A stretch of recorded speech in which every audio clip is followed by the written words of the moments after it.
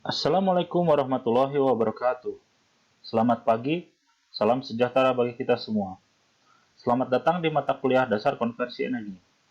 Pada pertemuan kedua kali ini, topik bahasan yang akan kita pelajari adalah dasar sistem konversi energi, di mana kita akan membahas apa itu konversi energi, mengapa setiap energi yang ada lebih baik apabila diubah ke energi listrik, dan aplikasi apa saja yang dapat dilakukan oleh energi listrik, dan lain-lain.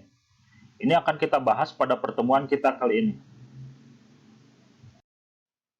Berikut adalah outline kita pada pertemuan kali ini, di mana pada awalnya kita akan membahas bagaimana konsep konversi energi itu, apa saja kelebihan energi listrik tersebut sehingga setiap energi perlu untuk dikonversi ke energi listrik, penggunaan dan aplikasi energi listrik, penjelasan mengenai segitiga konversi energi listrik, macam dan cara konversi energi listrik,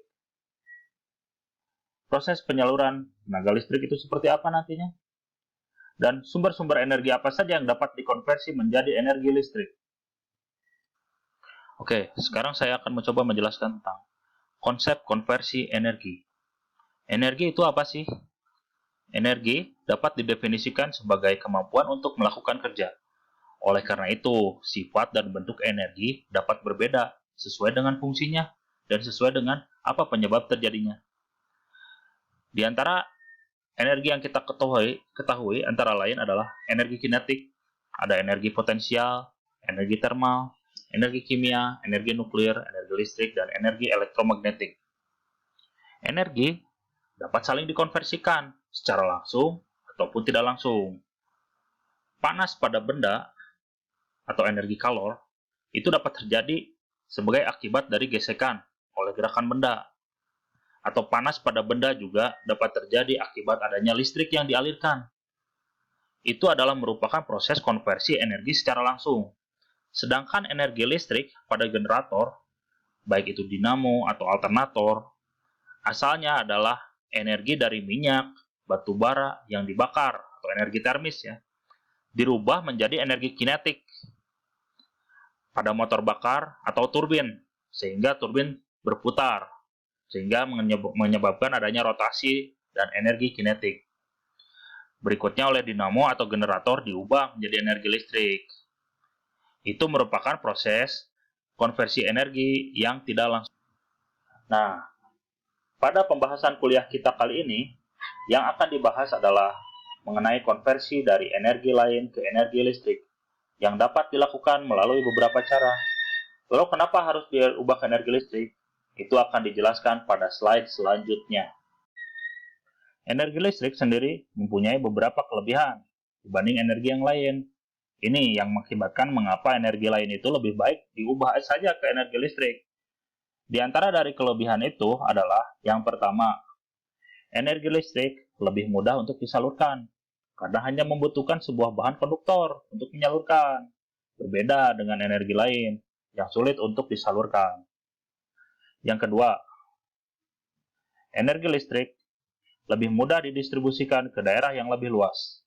Lalu yang ketiga, energi listrik lebih mudah diubah ke dalam bentuk energi lain, misalnya menjadi energi panas, menjadi energi cahaya, ataupun energi mekanik.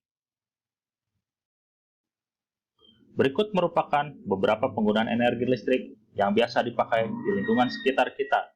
Di antaranya adalah ada penggunaan energi listrik untuk menghasilkan cahaya, seperti lampu pijar, ada penggunaan listrik untuk menghasilkan panas, seperti pemanas ruangan atau setrika. Lalu ada penggunaan listrik untuk menghasilkan bunyi, seperti radio, speaker aktif. Lalu ada penggunaan listrik untuk menghasilkan gerak, seperti kipas angin. Sebenarnya masih banyak juga penggunaan energi listrik untuk aplikasi yang lain-lain. Ini hanyalah contoh untuk penggunaan energi listrik.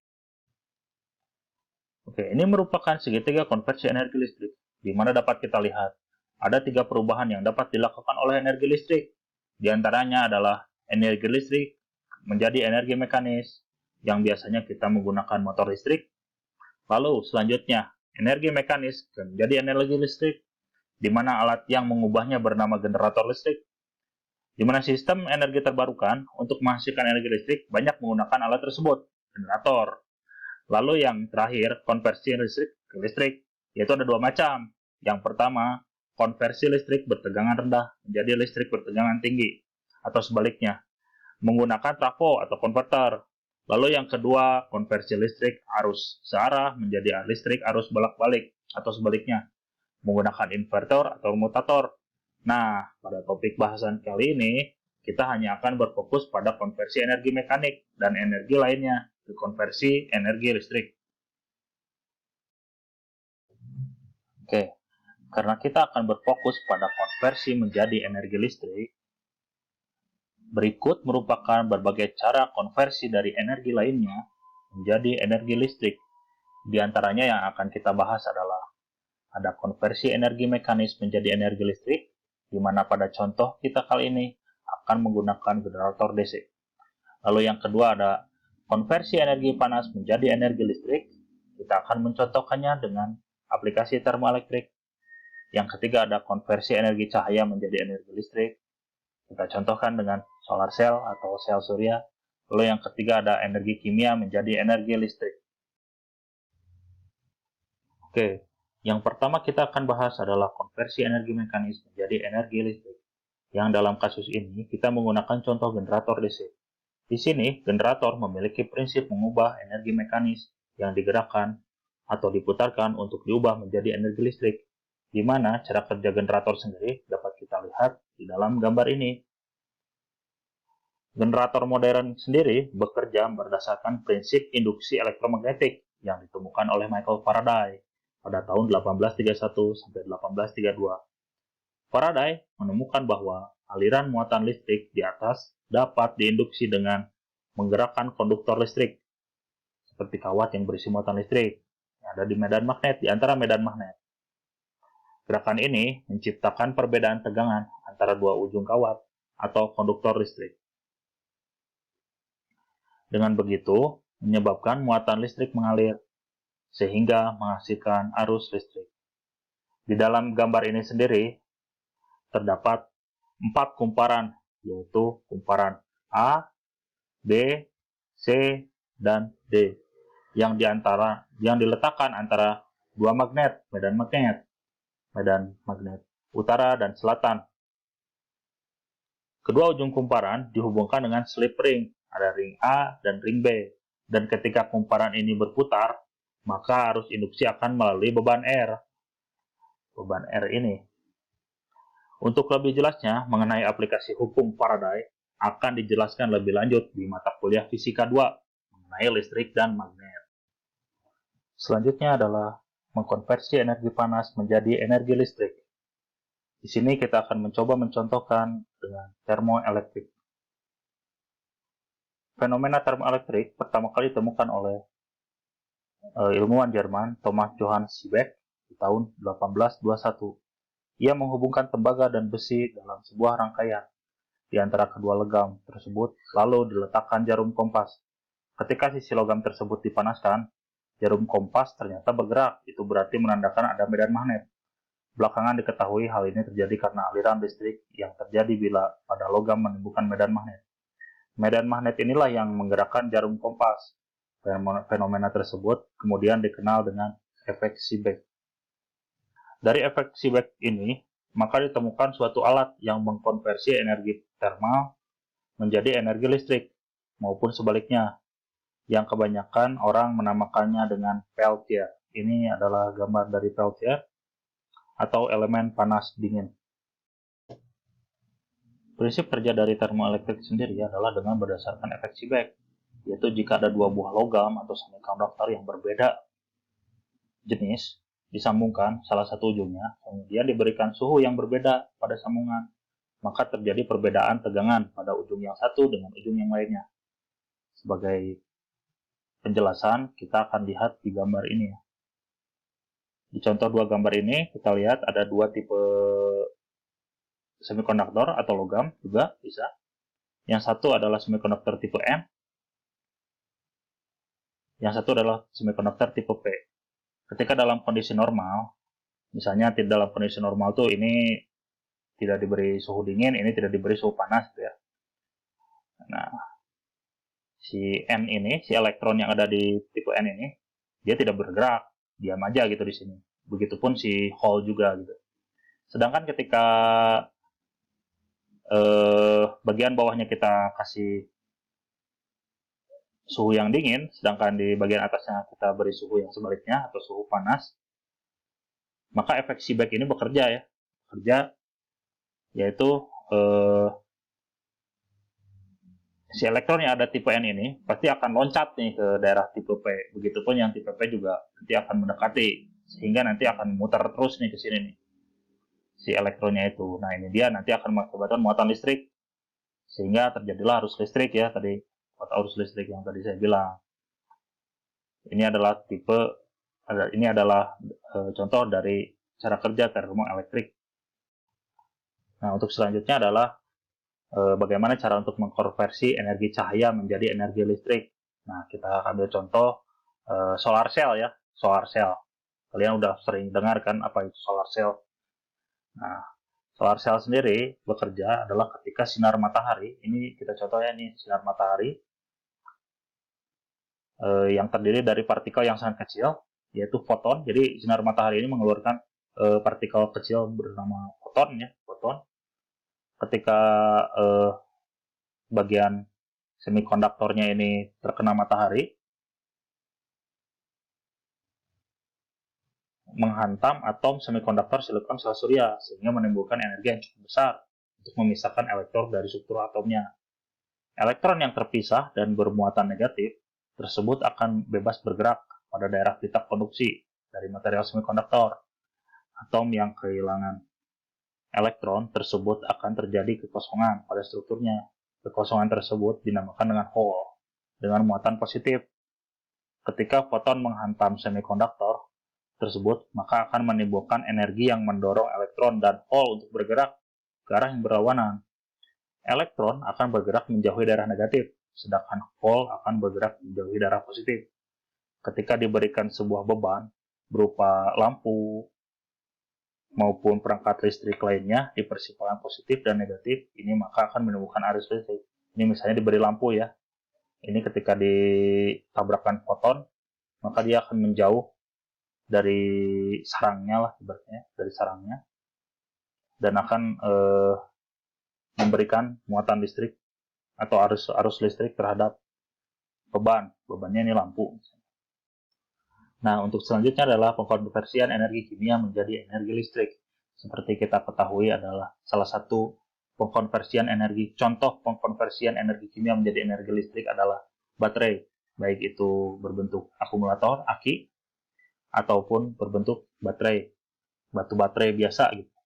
Baterai sendiri merupakan kombinasi dua atau lebih sel elektrokimia yang bisa menyimpan energi dan kemudian merubahnya menjadi energi listrik. Baterai merupakan alat yang merubah energi kimia menjadi energi listrik. Baterai terdiri dari satu atau lebih voltage cell tergantung besarnya voltase yang diinginkan. Contohnya baterai ada yang 6 volt, ada yang 12 volt. Masing-masing voltage cell terdiri dari dua half cell yang dihubungkan secara seri oleh penghantar elektrolit. Satu half cell mempunyai elektroda positif atau katoda, yang satunya ada elektroda negatif. Daya baterai didapat dari reaksi reduksi dan oksidasi. Nah, setelah kita mempelajari berbagai macam cara konversi energi listrik dan pembangkitan energi listrik, sebagai gambaran umum ke depannya, saya akan mencoba menjelaskan tentang proses penyaluran tenaga listrik secara dasar ya, secara umumnya saja gitu. Bagaimana energi listrik yang telah dibangkitkan tersebut didistribusikan. Dari gambar dapat kita lihat terdapat 3 bagian, yaitu bagian pembangkitan, bagian transmisi, dan bagian distribusi. Di mana setelah energi listrik itu dibangkitkan dengan berbagai macam metode yang tadi, berbagai macam cara, maka akan dikuatkan dahulu menjadi sekitar 20-150 kV. 150 kV untuk didistribusikan ke tempat yang lebih jauh gitu. Jadi harus tinggi tegangannya supaya loss-nya tidak banyak hilang gitu ya.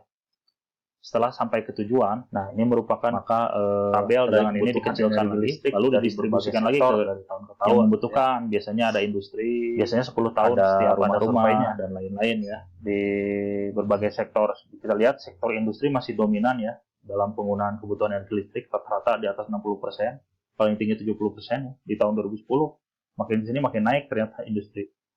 Lalu kebutuhan rumah tangga juga sama, tapi masih turun terutama nih. Dari tahun 90, 18, di tahun 2000, dan di tahun 2010 di penggunaan 16%. Lalu fasilitas umum, kebutuhan energi listriknya ternyata sama, turun juga dari 7 di tahun 90, 2000, di tahun 2000 ada 6%, dan 5,5% di tahun 2010. Lalu di sektor komersial juga sama, malah naik kalau di komersial ya. Di tahun 90 hanya 6%, di tahun 2000 naik menjadi 7%, 1%, lalu di tahun 2010 naik menjadi 8,5%. Ini menunjukkan bahwa sektor industri ini merupakan pengguna terbesar untuk